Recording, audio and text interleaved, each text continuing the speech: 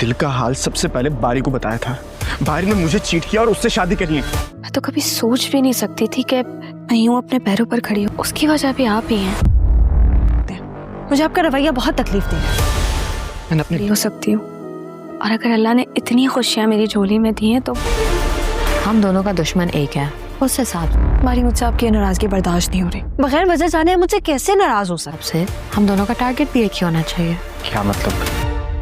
की कोशिशें रंग ले आएंगी और आयशा अपने पाँव पर खड़ी हो जाएगी। जैसे ही वो अपनी माँ के घर आएगी, सारे खुशी से निहाल हो जाएंगे। आयशा की तरफ देखकर खुशी से रोने लग जाएंगे। परीशे को अपनी आंखों पर यकीन नहीं आ रहा होगा कि आयला अपनी टांगों पर खड़ी है, खुद चल सकती है, वो अपनी बहन के गले लगेगी।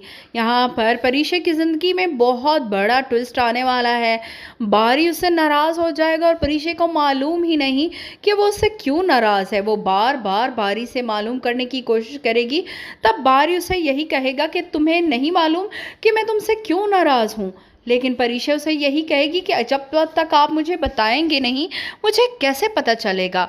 बारी इस वजह से परेशान है कि परीशा अयान के ऑफिस में काम कर रही है और अयान ने अपनी मोहब्बत के बारे में सबसे पहले बारी को ही बताया था। बारी ही वो शख्स था जो कि उसकी मोहब्बत का गवाह था।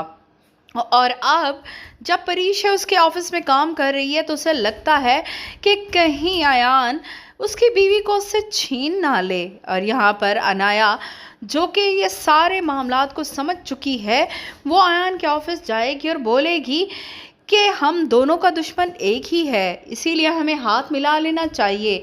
तुम्हें परीशा चाहिए और मुझे बारी, इसीलिए हम दोनों को मिलकर ही आगे चलना होगा।